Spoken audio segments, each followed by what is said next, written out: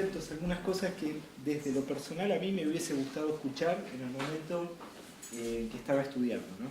Entonces, lo que puedo llegar a hablar de lo personal no es por una cuestión de ego, sino simplemente compartirles y ofrecerles esto que me pasó a mí, por ejemplo, ¿no?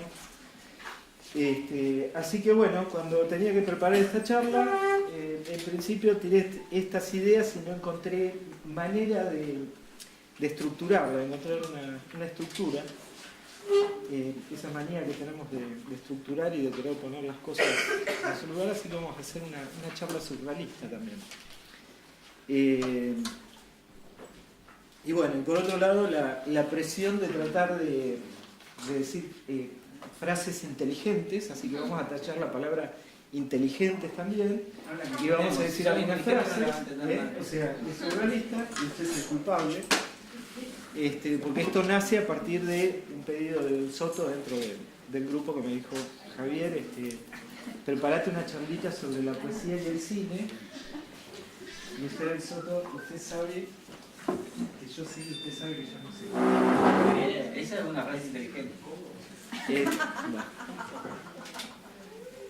Nadie más inapropiado que yo para hablar de la poesía.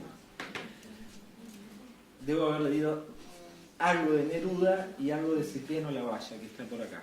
Esto es lo que he leído de la... ya. Y bueno, suficiente. Con eso está bien. Con eso es suficiente. Pero bueno, ¿qué pasa con esto? Desde la antigüedad, los iconógrafos, por ejemplo, eran considerados, estos que hacían los íconos y que pintaban en las catedrales en la antigüedad, eran considerados más escritores que artistas plásticos, que pintores. Entonces, bajo esa óptica podemos decir que la narración cinematográfica también es un texto narrado o hecho con imágenes. Por lo tanto, el cine ya de por sí sería poesía, ¿verdad?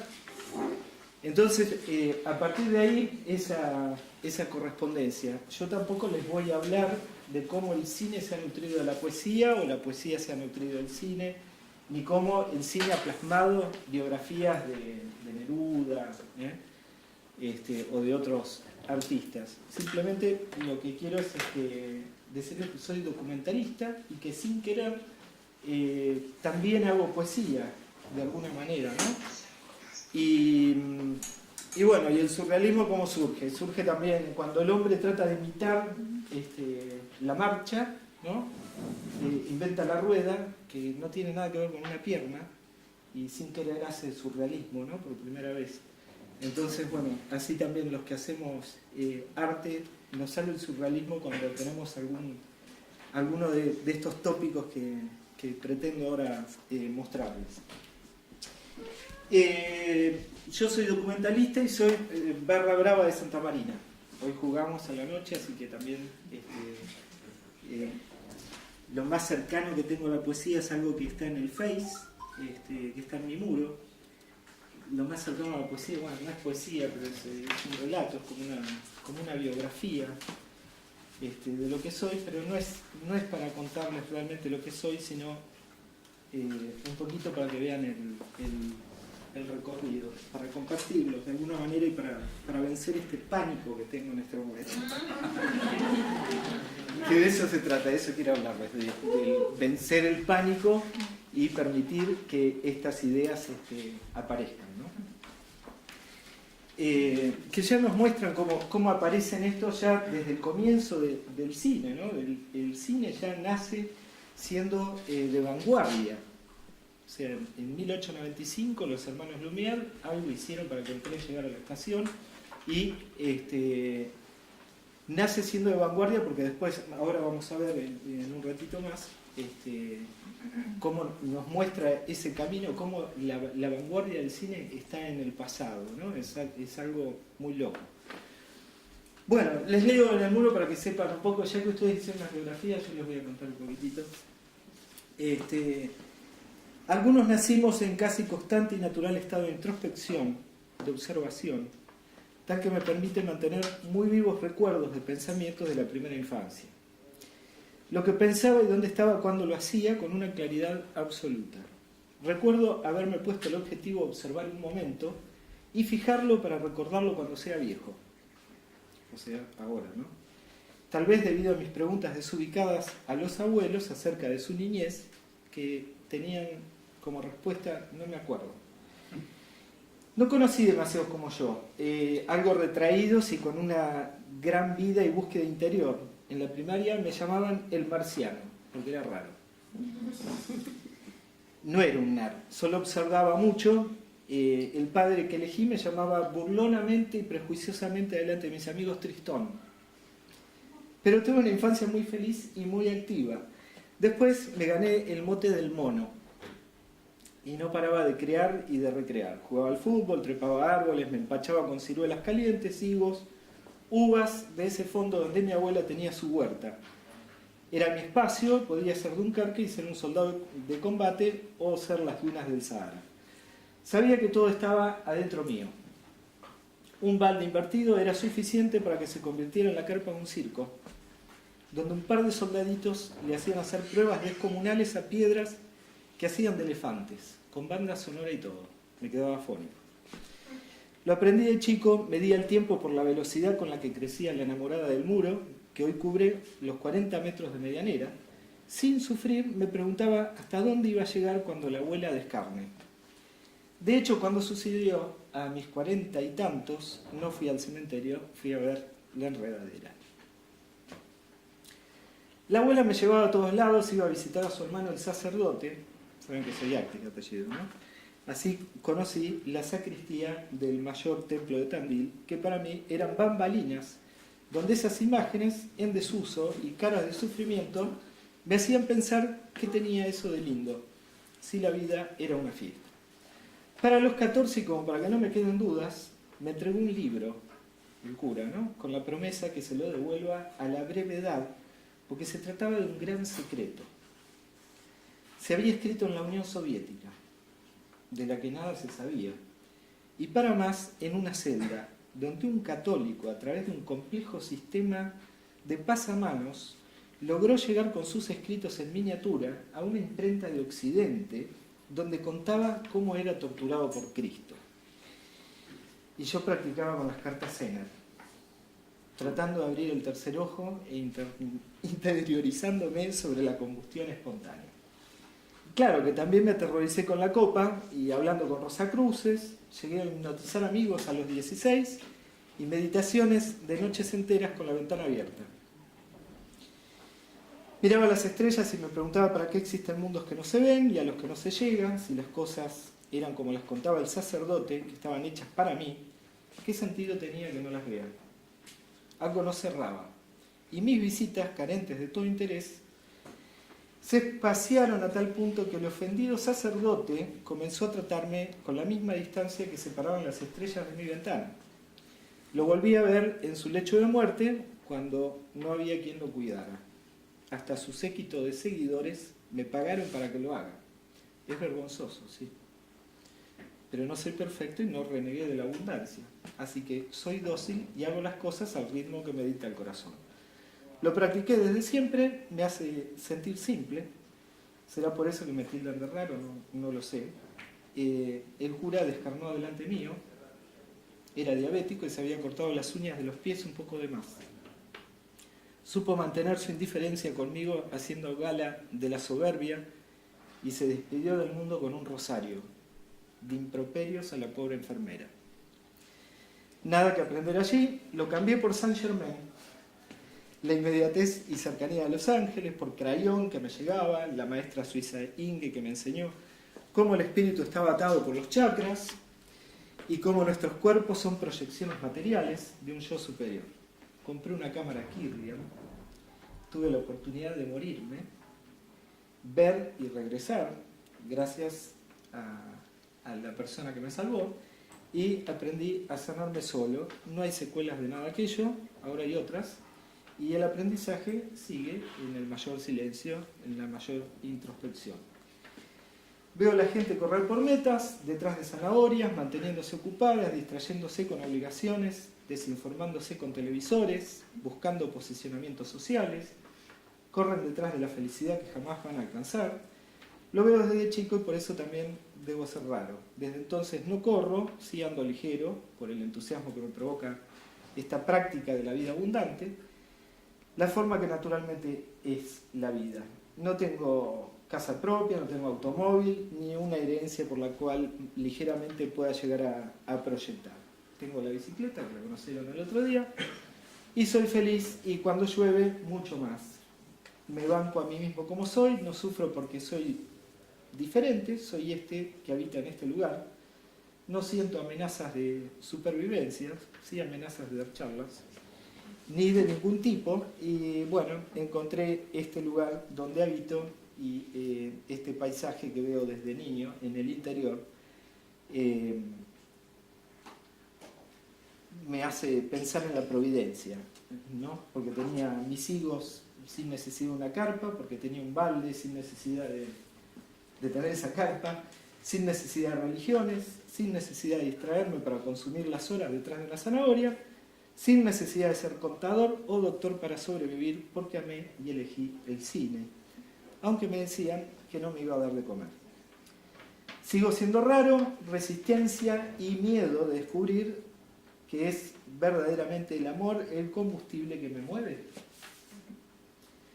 Y ya pasé por muchos dolores que me templaron, he perdido amigos, niños, hasta una hermana, me permití una lágrima solamente por mi maestro, por Oscar Carballo. Me invitaron a jugar a los indios y se me vestieron de egipcios, así que también quedé desubicado, y la vida es una fiesta y vinimos a crear. La felicidad está dentro de uno, no hace falta nada, no importa el disfraz. Batman y Heidi hacen buena pareja. Y aquí estoy ahora, vamos a jugar.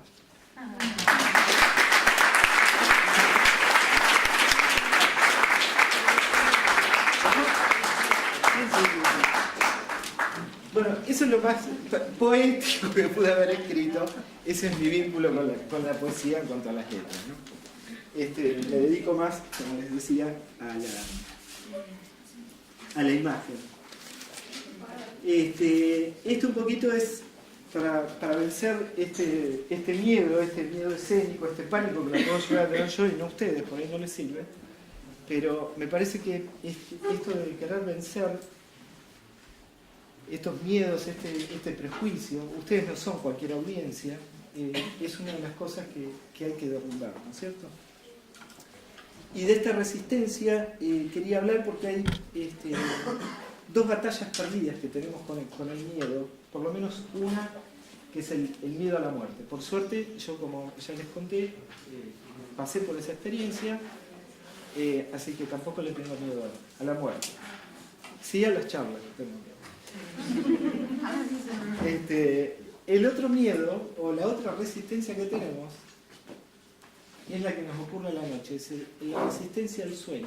Cuando agarramos un libro y no queremos dejar de leerlo y leer, no nos dan más los párpados y volvemos y nos dormimos en el medio y volvemos sobre el párrafo de arriba y seguimos leyendo hasta que el libro se nos cae en la cara. O cuando estamos mirando una serie turca de 122 capítulos, ¿no? Que nos perdimos 3 capítulos en el medio porque nos quedamos dormidos, y bueno, todo sigue exactamente igual.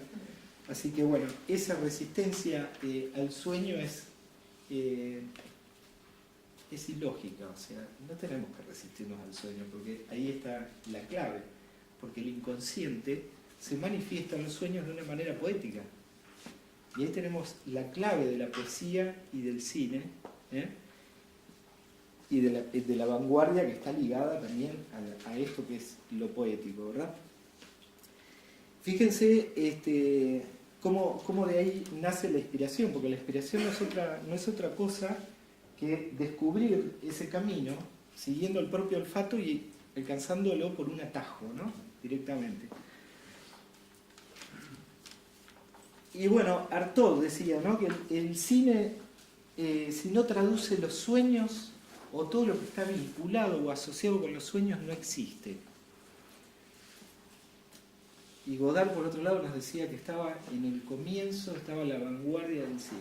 Entonces, si nosotros buceamos y vemos en la historia del cine cómo tenemos a Salvador Dalí y a Luis Buñuel haciendo El perro andaluz, vamos a ver cómo en el año 29 estos dos jóvenes de 25 y de 27 años respectivamente, ¿no?, que eran compañeros de la facultad, que iban a, decidieron contar los sueños que ellos tenían y decidieron filmar esta película, que no venía a buscar... sí, ponela, ya están los títulos. Bueno, obviamente la música la pusieron después porque esto se trataba de... Es un compendio, no está completa porque es una película de 19 minutos. No le voy a poner el sonido porque no es como... Dale. Ah, No empezó.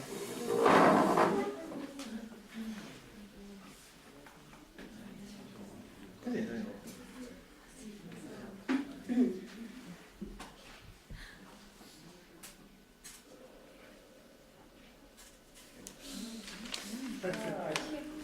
Qué montaje.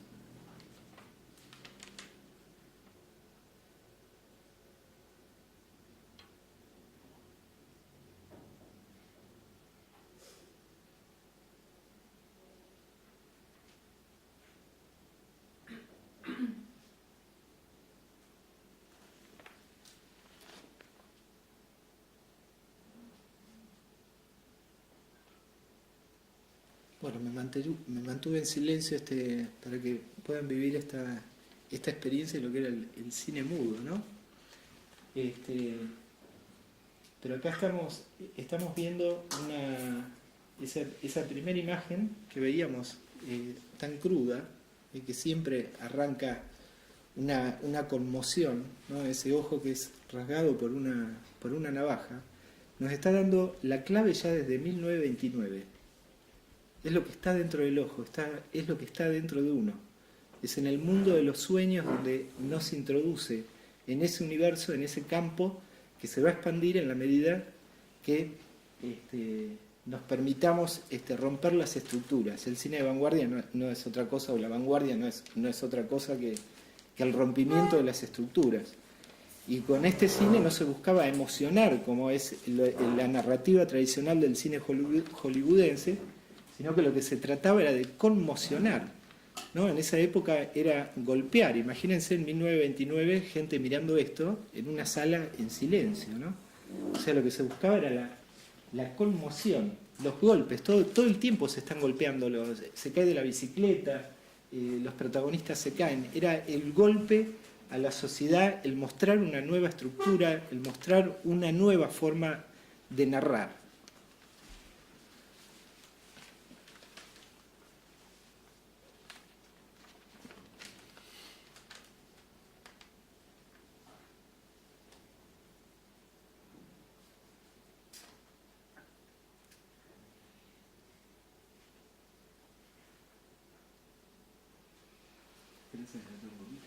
Para el final, para la escena final.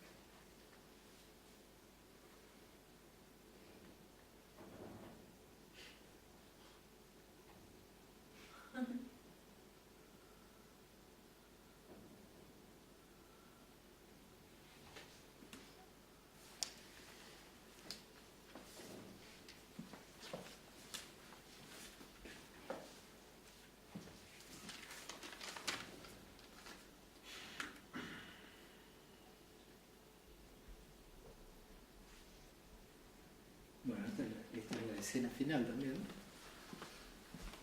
Y es la otra clave. Una es al comienzo, que es el ojo rasgado, ¿no? Que nos introduce el universo de lo onírico. Y esta escena final, donde caminan en la frontera directamente, ¿no? Entre la orilla y en ese sendero, en esa playa llena de piedras, ¿no? O sea, buscarle una narrativa tradicional hollywoodense, bueno, es entrar en un campo que no tiene prácticamente sentido. Entonces, aprender a mirar este tipo de cosas, aceptándolas así, tal cual son, ¿no?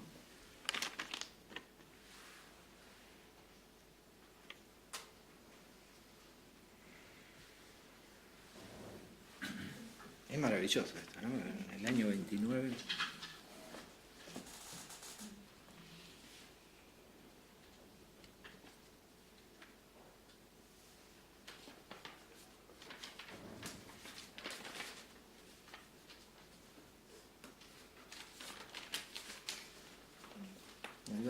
Bueno, ponemos la luz un poquito.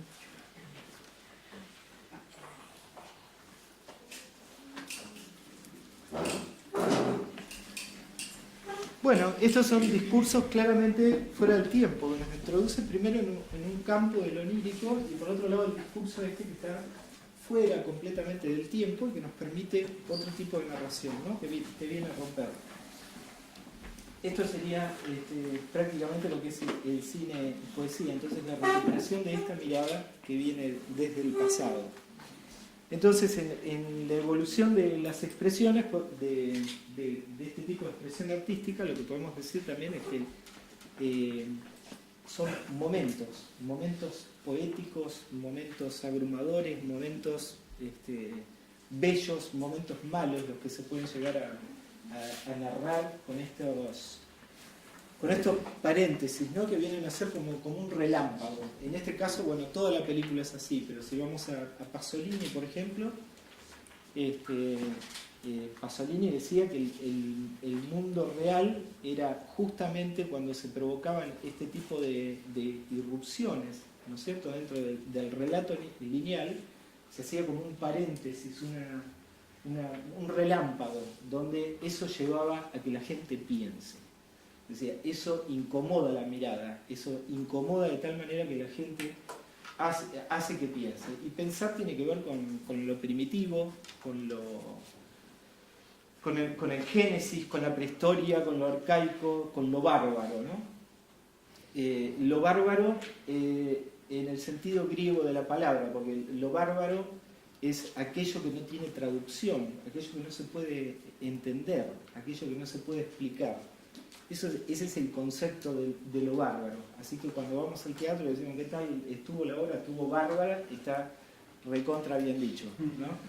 Pero hay una connotación que tiene que ver con el sentido común colonizado, que es esto que desde Sarmiento esta parte tenemos como un axioma que funciona: civilización o barbarie, ¿no? Entonces está la connotación negativa, decir qué bárbaro esto, ¿no? Como una cosa que muy mala, claro, en contraposición contra lo que es civilizado, ¿no? Y lo bárbaro es lo genuino, es lo que tiene que emerger realmente. Eso es lo que tiene que salir, lo que está reprimido, lo que está dentro. Se puede decir que la narración cinematográfica o el hecho artístico debería barbarizarse para que realmente sucedan este tipo de expresiones, ¿no es cierto?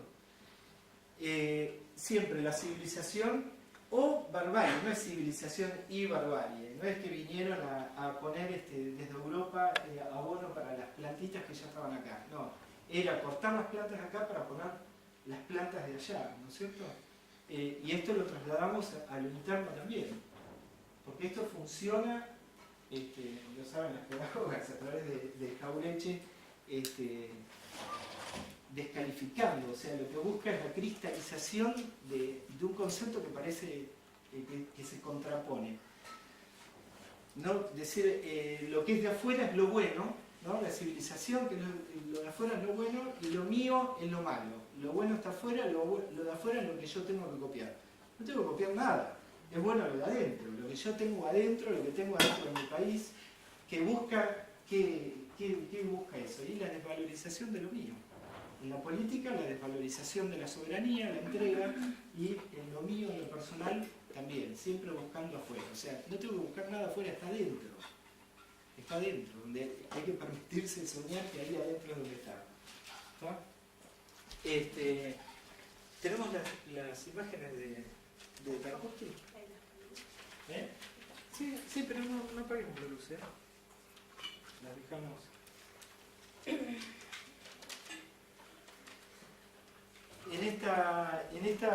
Dentro de estas cosas que les estaba diciendo de la barbarización, también hay otro preconcepto, que es decir, bueno, lo nuestro, la identidad nuestra es lo malo, eso es lo que hay que tapar, lo nuestro es lo bárbaro, lo que nos sirve, lo otro es realmente lo bueno. Y podemos decir, bueno, otra banalidad o otra tilingada, decir, bueno, si bajamos los barrios de influencia europea y si agarramos la guía de teléfono de Buenos Aires, de Córdoba, vamos a encontrar que la mitad son españoles, la mitad italianos, y hay daneses y hay de todo tipo. Bueno, pero el país no se termina ahí solamente. Tenemos una identidad que está teniendo, que la han querido tapar, pero que realmente existe. Y existen otros lugares donde las olas inmigratorias, bueno, se han integrado de otra manera y realmente se han mezclado, ¿no? Pero siempre el discurso que se trata de imponer es lo de afuera, ¿no? Bueno, acá tenemos poesía pura. Hago un paréntesis acá también. Hago poesía, hago un paréntesis. Cuando era estudiante de cine, vino Zanussi, Krzysztof Zanussi, el director polaco, y me acuerdo le preguntamos qué directores le gustaban. Entonces dijo que él dividía a los directores en dos grandes grupos: los que pintaban el mundo real y los que pintaban el propio mundo que ellos hacían. Y después hizo una pausa y después dijo, y además está Tarkovsky, el que hace poesía. Estas son imágenes de Tarkovsky que son maravillosas, ¿no? Que vienen a contar también con el relato tradicional.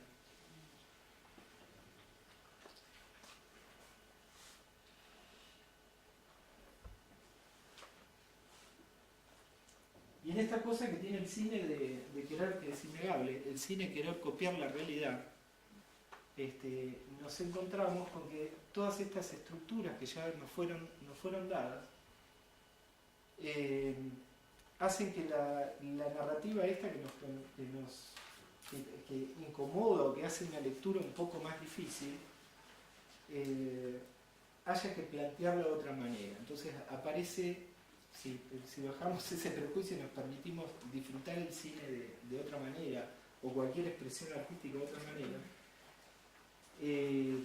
vamos a encontrar, a ver si encuentro yo la palabra como para explicarlo. Esa era, bueno, se me fue. Nada, que el cine trata de copiar, pero bueno, desaparecen los géneros en esto directamente, ¿no? Que en este afán de querer copiar la realidad, de copiar la vida real. Y la vida real no tiene género. No hay género en la vida real. Entonces acá aparece un campo impresionante.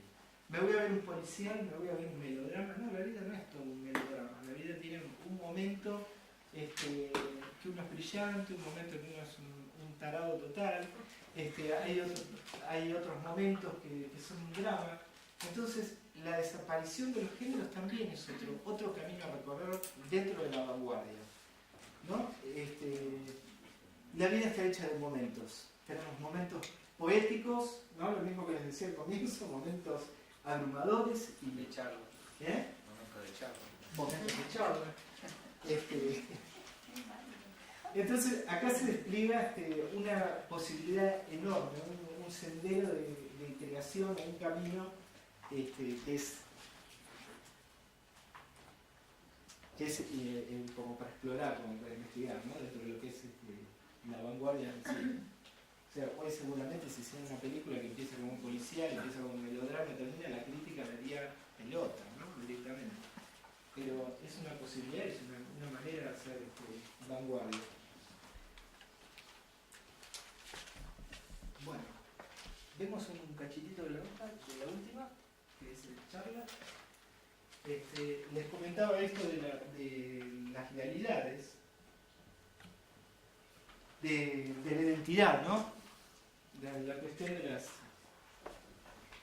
de los inmigrantes y de la incorporación y de la sumatoria.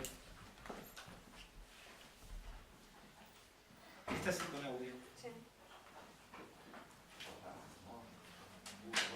Sí, es un cachito más.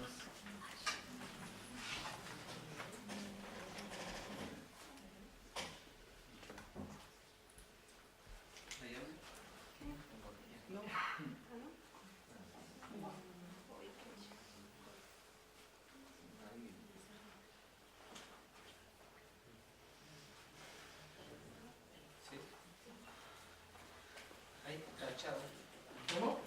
Ya está.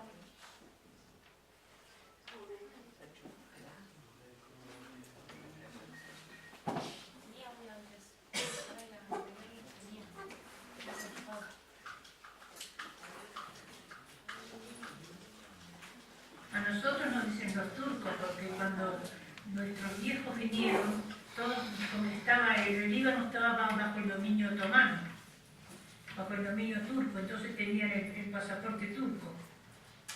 Entonces cuando entraban al país eran turcos.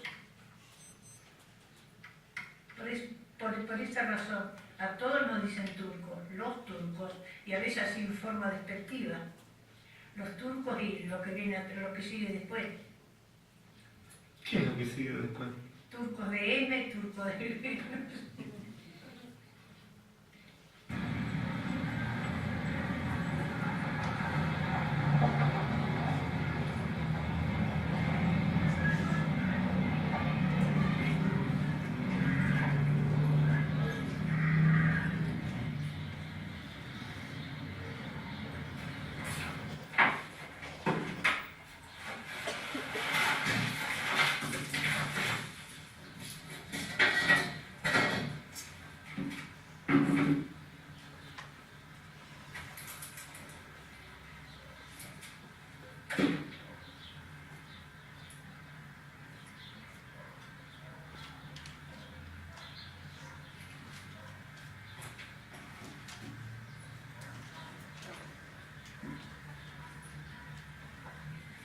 Con esta pera puedo llegar a pensar tantas cosas, ¿no? Con este peral, que queremos de alguna manera recuperar por la memoria de los abuelos, ¿no? Por la memoria de Yelto, por la memoria de Centro, aquel viejo club que fundaron allá en el año 1946. Estamos nosotros. Y van a estar nuestros hijos seguramente. El Sagrado Corán de mi abuelo, y que seguramente, con toda esa nostalgia, lo trajo de allí del Líbano. Llevamos la sangre nada más libanesa y toda la cultura y todas las costumbres, pero somos más argentinos o igual de argentinos que cualquiera, y defendemos nuestro país a muerte. Viva la patria. Pero bueno, hablando del libanés, del Centro Social Libanés, como decíamos, qué lindo sería que algún día pudiéramos ponerlo otra vez en marcha, ya que hoy está medio parado, y nosotros que tenemos ganas y que seguimos viviendo acá, lo vamos a lograr, estoy seguro que lo vamos a lograr. Si bien se reunían los viejos, después, con el tiempo, los viejos libaneses, después con el tiempo, lo usó toda la comunidad, como actualmente lo está usando. Y en la época que igual el centro libanés entraba, pero entraba, si no entraba de trajecito no entraba. En la época que hacían las fiestas, ¿no? El centro libanés. Muy bueno, y que acá era salón mundial, sitio. ¿Y saben qué hacíamos? Regábamos, cuando empezamos a bailar se levantaba por la y se regaba, se echaba agua y seguíamos bailando. Terminaban los zapatos llenos de barro. La tecnología que hay ahora para tener registrado. Mirá, Javier, todo esto, bueno, todo, el edificio se nos está empezando a venir abajo, ¿viste? Pero esperemos que podamos levantarlo, que se pueda conseguir algún aporte y alguna ayuda para esto. Esta parte era el buffet. Esta parte era el buffet del Centro Social Libanés. Esa era la entrada, acá estaba la barra. Esta parte estaba cerrada y era una confitería que se entraba por aquel lado. El edificio, digamos así, las paredes están buenas, pero ahí para salir al patio, los baños de allá. Pero bueno, vos viste, se está viniendo abajo, porque no le hemos puesto más plata, no se le ha invertido más nada. Y este es el salón de baile, de cine, la parte de donde se dedica es el marco donde se pone la cosa, la casa del cine. Y acá, bueno, la escalera para subir a las máquinas, las viejas máquinas de cine.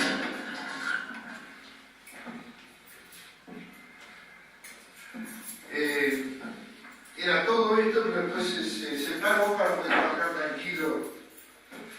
Bueno, esto como está abandonado, aparte de estar abandonado, tiene la ceniza del volcán de Chaitén y del Puyehue, ¿viste? Porque estaba parado hace muchísimo.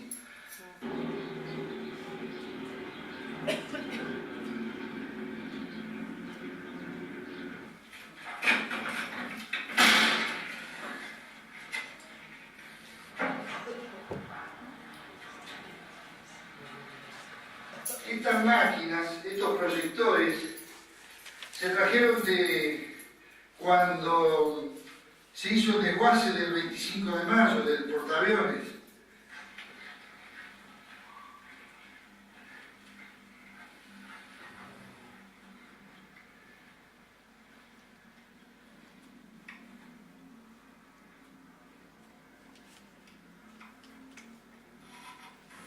A lo mejor algún día podamos volver a proyectar en el viejo cine del Centro Social Libanés.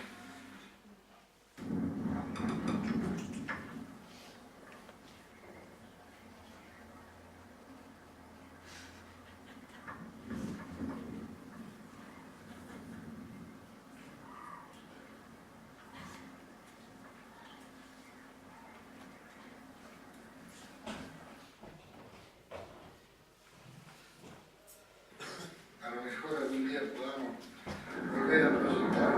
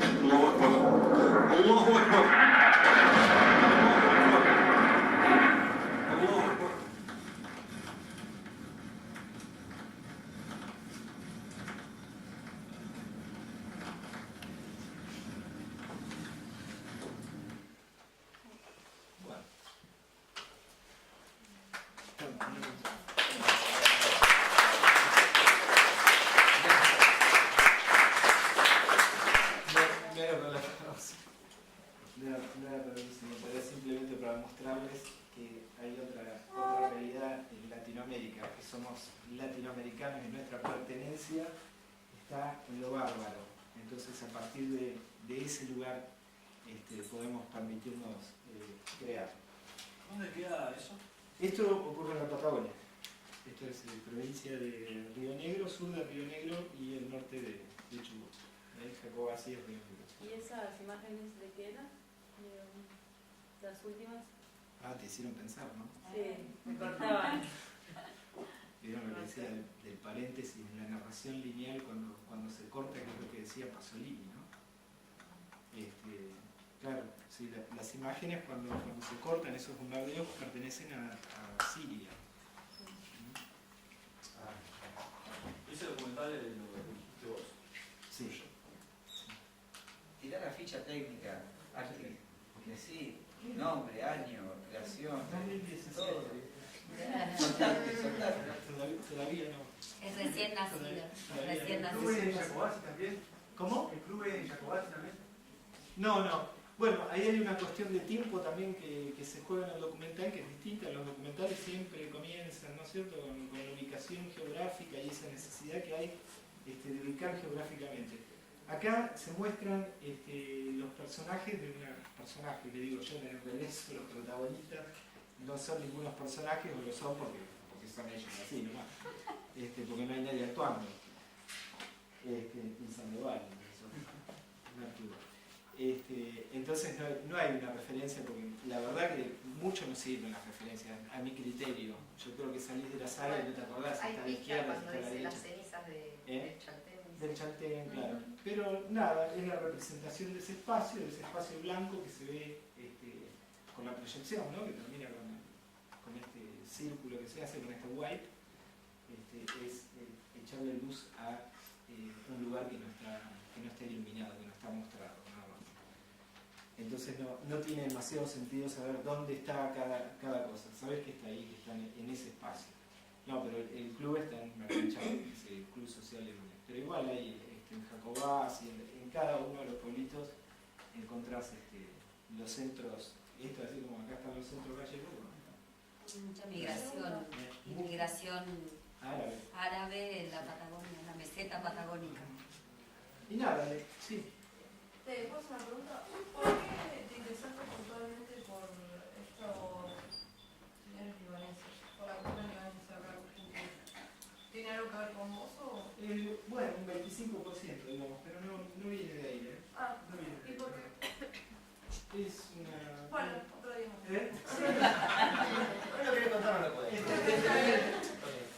No, tal vez eso lo cuento anterior a esta película. Tengo una serie documental donde ahí sí cuento cómo me introduzco en este espacio a partir de la crisis del 2001, que voy a pedir el socorro de un nativo que llega a Bariloche a caballo, recorriendo 700 kilómetros, y bueno, pide auxilio porque la gente se está muriendo.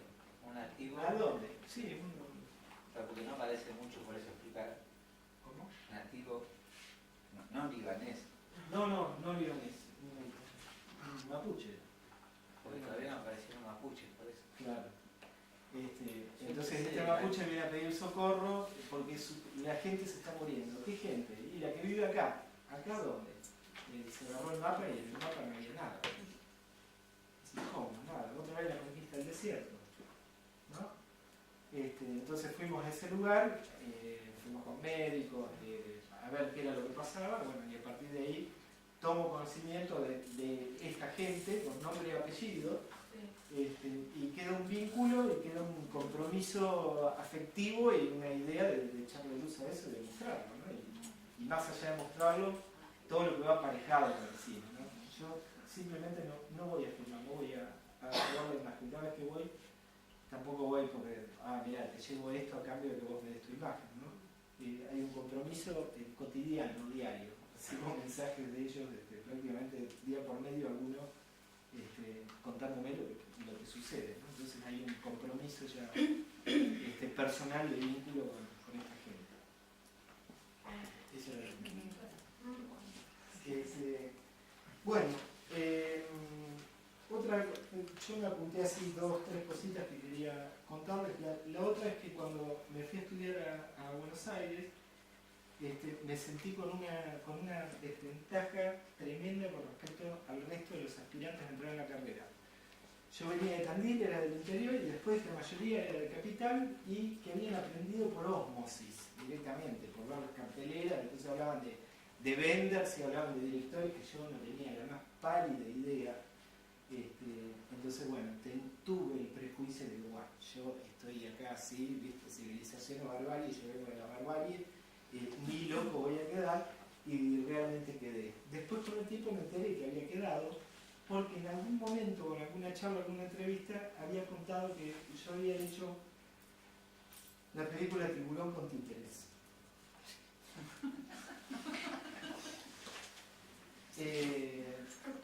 Claro, había ido al cine una vez y el guión que había hecho para los títeres, bueno, lo había de la memoria, nada más, porque no tenía plata para ir todos los días al cine al Tiburón, ni me dejaban pasar porque tenía 12 años, pero iba a trabajar 14, Tiburón, así que por ese motivo. Entonces, derrumbemos los prejuicios que las cosas se dan de alguna manera cuando uno pone la pasión. Yo creo que la pasión sale por los poros y eso es lo único que nos conduce, ¿no?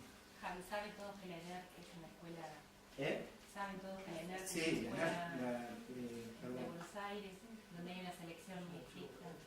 De todas formas encontraste el lector ideal de esa obra de teatro, ¿no? Porque otro profesor académico podría haber dicho, este es un pelotudo que hizo títeres. No, porque también estaba también el prejuicio, es decir, ¿cómo voy a ver Tiburón? Esto miraba mil veces y yo me dejé de ver Tiburón. Claro, y hay que ubicarse también en el momento que era el que aparecía todo este morbo, ¿no? Creo que es una de las primeras películas así muy morbosas, ¿no? Como sangrientas así, que fue en su momento. Y bueno, a los 12 años era espectacular, esa sangre. Impresionante. Bueno, y dos cositas más y ya los dejo. No, falta la peliculita. ¿Cómo? Falta la peliculita de cierre. La peliculita de cierre, la que la preparaste vos. Sí, sí, Ya. claro. Para que no se No, pero yo ya quedo liberado. Bueno, reconocer dos cosas que me sirvieron mucho y que le tienen que saber que... Nada. ¿Me tengo que apurar? Nada. Sí. Bueno, esta necesidad que tienen los artistas, los artistas desde la antigüedad hasta los artistas vanguardistas siempre se preocuparon por buscar los parentescos entre las artes, ¿no es cierto? Buscaban en qué se podía emparentar la musicalidad de un poema con una película, con un cuadro, un color, con una nota musical. Entonces, esta cuestión de homologar que tenemos es algo inherente al hombre, ¿no? Y me acuerdo de Luis Sagasti cuando hablaba también de las características que tenían los valleses, pero... ¿no? Sí. Bueno, también yo voy a decir una de los tandilenses. Los tandilenses no soportan no conocer el apellido de otra persona. Estás hablando y te dicen, sí, porque no tiren un apellido, Sí, porque Pérez, porque el otro se va a quedar pensando, va a seguir echando, te está escuchando, y te va a decir, ¿cuál? ¿Pérez que tenía la gomería ya en la media espora? No, entonces seguís hablando, y te dicen, no, al rato, pero Pérez que jugaba en Gimnasia en el año 47, sí, ese, que jugaba en Gimnasia. Entonces la madre, o sea, ¿qué venimos a hacer nosotros? No, nada, nosotros nada. Costumbre de los tandilenses, ¿no? Una necesidad homologar. En las costumbres de los tandilenses también nos hacemos la señal de la cruz cuando pasamos la Avenida España. Sí, ya por cabo, no sabemos por qué, porque somos creativos y hacemos la señal de la cruz. Nos hacemos la Avenida España y nos hacemos la señal de la cruz. No comemos galletitas, comemos masitas. En Bahía también. ¿En Bahía también comen masitas? Esa es buena idea. Es buena idea. Bueno, pero esta necesidad que es inherente del hombre de homologar las cosas, de buscarle parentesco, esto está muy bien prendido y bueno, esta es una manera de cómo articulan los discursos, ¿no? Fíjense, ¿dónde está Santiago Maldonado? 1. 2.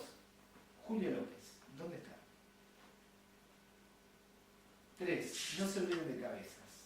Entonces, inmediatamente yo pienso, Cabezas, cuando desaparece, yo estaba justo filmando ahí en Pinamar. Julio López tiene mi apellido. Y Santiago Maldonado está en esos lugares donde yo estuve filmando. Ahí desapareció. Inmediatamente, tendemos a homologar. Entonces, esto es inherente al hombre, ténganlo en cuenta al articular o al hacer un discurso que inmediatamente esto surge naturalmente. Y la otra es capitalizar la actitud de entrega que tiene el espectador. Hay que saber capitalizar ese momento. Hay un hecho que es el hecho de entrar a una sala de cine o de teatro es impresionante, porque si ustedes se ponen a pensar, gente que viene, saca plata de la billetera, los meten adentro de un galpón y apagan la luz y están con 100 personas que no conocen con la luz apagada y los obligan a mirar este discurso, esta cosa. Entonces, muy pocas veces en la vida se da esta situación de entrega que tiene el espectador. Esto hay que capitalizarlo de manera rápida, para lograr atrapar al espectador en el momento. Son dos cositas que me habían quedado así, que a mí me sirvieron y no sé si les puede llegar a servir a ustedes.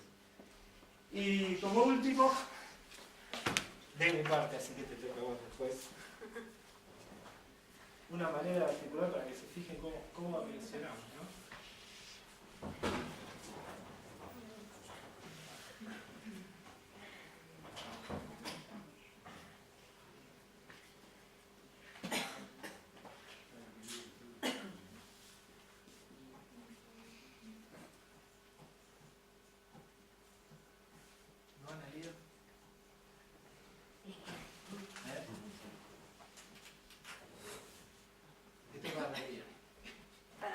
¿Qué dice? ¿Qué dice? ¿Me alcanzan a leer? Sí. ¿Qué dice? Lo lean a día. Ay, querida, sí, no puedo. Podemos seguir. No podemos seguir más. Inmediatamente, bueno, tenemos una imagen, ¿verdad? Muy bien.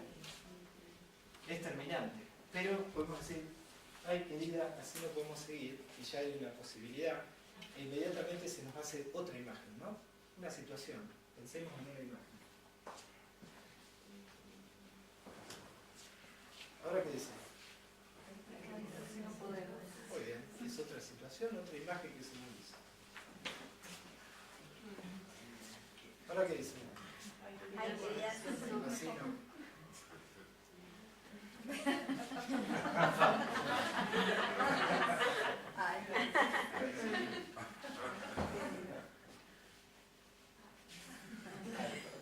Terminé.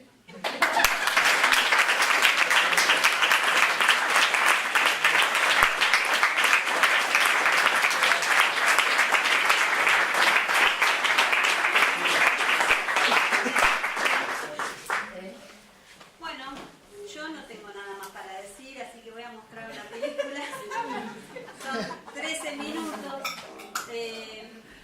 Es justamente porque estuvimos hablando mientras comíamos, mientras tomábamos el desayuno, las cosas, no sé, sobre la mirada, sobre el ver, sobre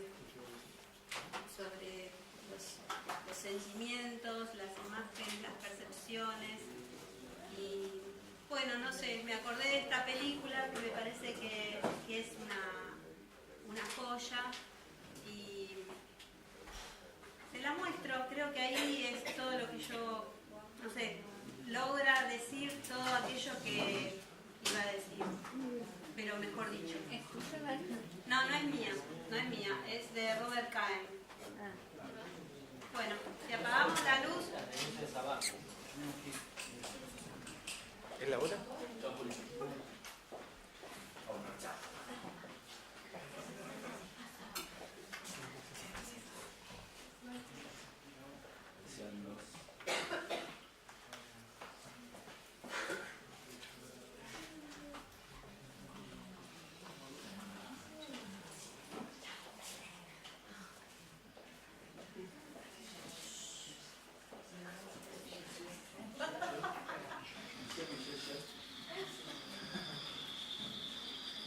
住みにくさが生じると安いところへ引っ越したくなる。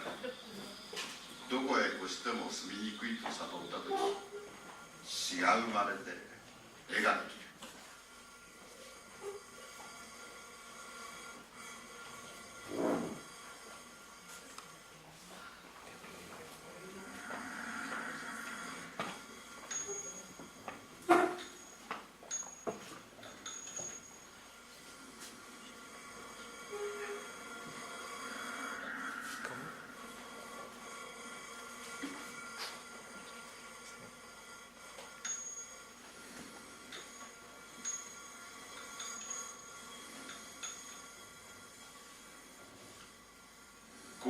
山の中へ来て自然の景物に接すれば見るものも聞くものも面白い。面白いだけで別段の苦しみも起こらぬ。起こるとすれば足がくたびれてうまいものが食べられるくらいのことだろう。しかし苦しみのないのはなぜだろう。ただこの景色を一幅の絵として見、一巻の詩として読むからである。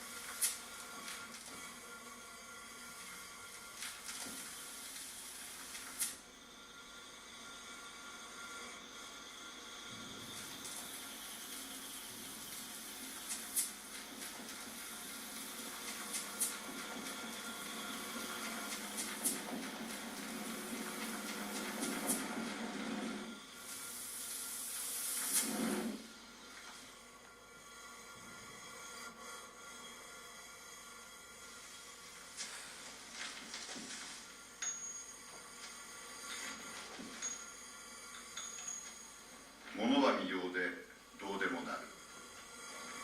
レオナルド・ダ・ヴィンチが弟子につけた言葉に、あの鐘の音を聞けば鐘は一つだが音はどうとも聞かれるとある。一人の男一人の女も見よう次第でいかようとも見た手がつく。どうせ非人情をしに出かけた旅だから、そのつもりで人間を見たら浮世小路の何軒目に狭苦しく暮らした時とは違うだろう。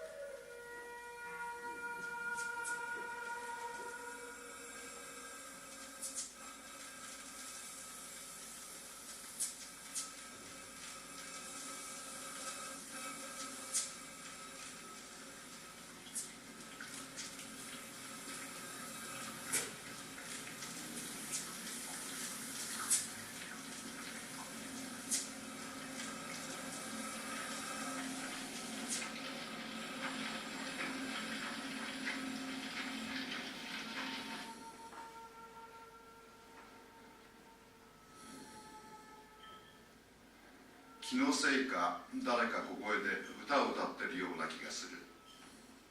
夢の中の歌がこの絵抜け出たのか、あるいはこの世の声が遠き夢の国へうつつながらに紛れ込んだのかと耳をそば立てる。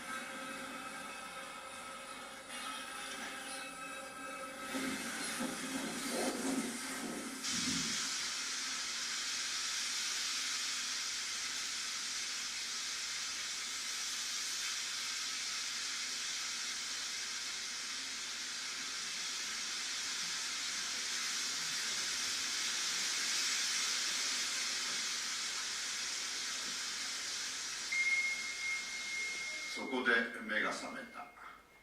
脇の下から汗が出ている。妙に画族混交な夢を見たものだと思った。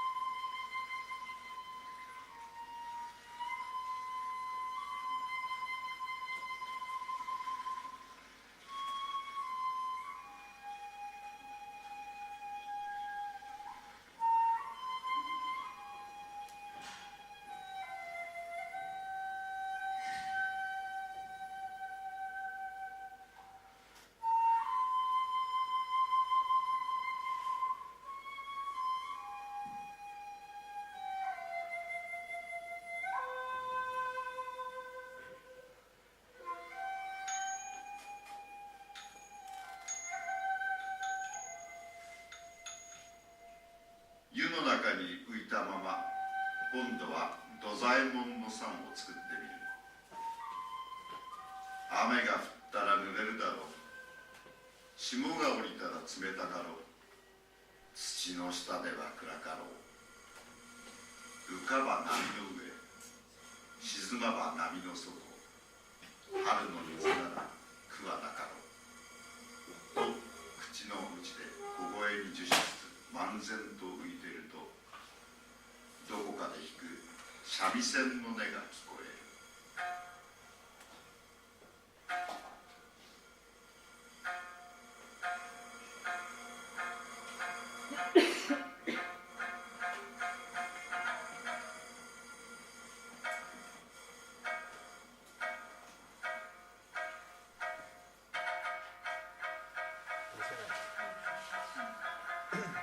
楽しいです